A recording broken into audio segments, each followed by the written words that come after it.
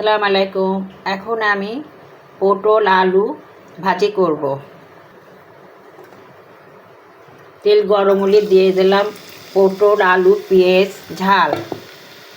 এবার এর মধ্যে হলুদ লবণ দিয়ে দিলাম।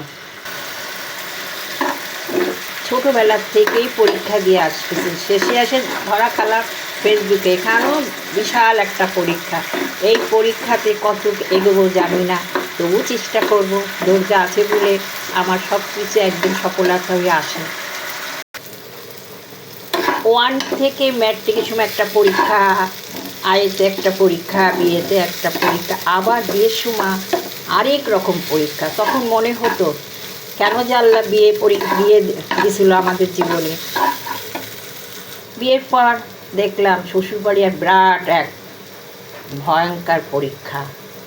সবার মন রাখতে হবে, নালে কথা শুনতে হবে। হয়ে গেল আলু পটল ভাজা। রাইস কুকারে ভাত তুলে দিয়েছিলাম, ভাতও হচ্ছে। এবার তুলে দিলাম কোয়েল পাখির মাংস আর আলু, কিছুক্ষণ ভেজে নেব।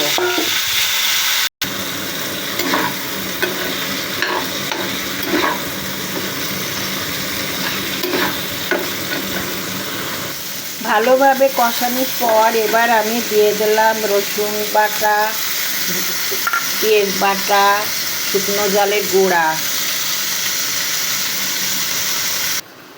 ভাত রান্না হয়ে গেছে। ছেলেমেয়ে হওয়ার পর আবার দেখা যায় সেই ছেলেমেয়ে মানুষ করার দায়িত্ব থাকে, সেটা যদি হার হয় দোষ হয়ে যায় মেয়েদের। সেটাও একটা কঠিন পরীক্ষা। ছেলেমেয়ে মানুষ হলে মা ভালো, না মানুষ হলে মা খারাপ, এটা আমাদের শুনতে হয়। মাংস কষানোর পর আমি ঝোলের পানি দিয়ে দিলাম।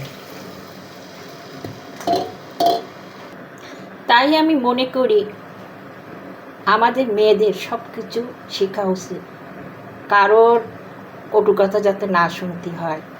ধাপে ধাপে আমরা যেন এগোতে পারি, আমাদের সব কাজে সফলতা আনতে পারি।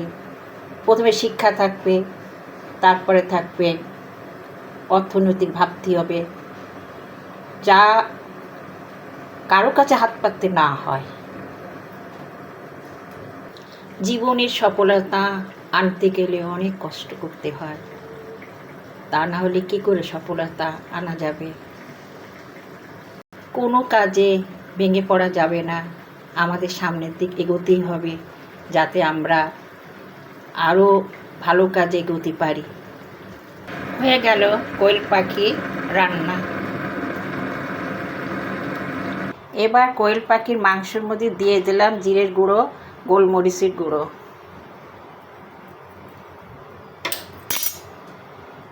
ভালো থাকবেন আমার বন্ধুরা, শুভকামনা করছি। সবাইকে ধন্যবাদ।